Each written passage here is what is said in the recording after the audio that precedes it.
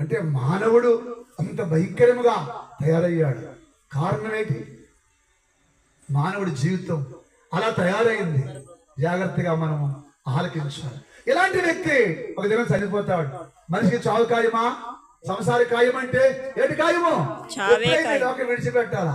నువ్వు ఎంత గరుడవైనా ఈ లోకం మనది కాదు, మనతోటి ఏది రాదు. ఈ లోకం మనది కాదు, మనతోటి ఏది రాదు. ఇది అంతా గాలి మూట, ఇది మనసుకు పట్టని మాట. ఇది అంతా గాలి మూట, ఇది మనసుకు పచ్చని మాట. ఈ లోకం మనది కాదు, మనతోటి ఏది రాదు. అమ్మా, ఈ లోకం నీది కాదు, ఈ లోకం నాది కాదు. నాది, మాది, మా ఇల్లు. కన్ను మూస్తే 10 పైసా కూడా నీ వెనకాల జల్లుతాయి. వెనకాల కానీ నీ వెనకాల రావు, అక్కడే పడిపోతాయి. తెల్ల బట్ట కొడతారు నీకు, నాకు. మన వెనకాల రావు, ఏది రాదు. ఈ శరము రాదు, ఈ ఎముకలు రావు. ఏడు వస్తుంది తెలుసా?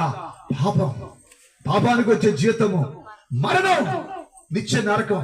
నా తల్లులారా, నా పిల్లలారా, మీరందరూ నా పిల్లలు. నీ కాలు పట్టి బతిమాలుతున్నాను.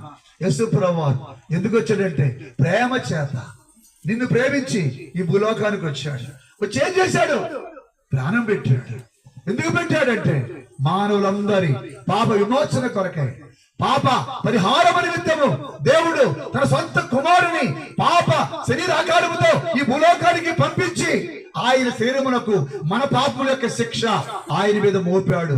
మనందరి దోషములు అతను భరించాడు. ఇదిగో లోక పాపములు మోసుకొని పోయి దేవుని గొర్రె పిల్లని పేరు పెట్టబడింది. మనందరి పాపాలు తీసుకెళ్లి సముద్ర గాధములో పడవేశాడు.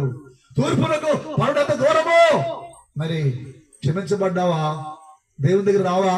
నా తల్లి, నా కూతురా, దేవుడు అక్కర్లేదా? మోక్షం అక్కర్లేదా? పరలోకం అక్కర్లేదా? పాతాళమే కావాలా? అగ్నే కావాలా?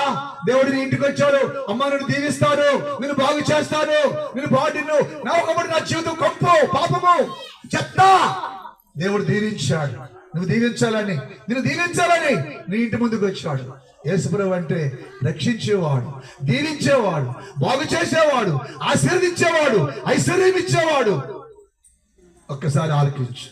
నది వలె యేసు రక్తం నీ ఇంటి ముందుకు వచ్చింది. ఆ పాటది తర్వాత ప్రార్థన చేసి ముందుకెళ్తాం. మా ప్రియులారా, మీ అందరికీ క్రిస్మస్ శుభాకాంక్షలు. ప్రేమగల తండ్రి, కొద్ది మాటలు చెప్పు, కొద్ది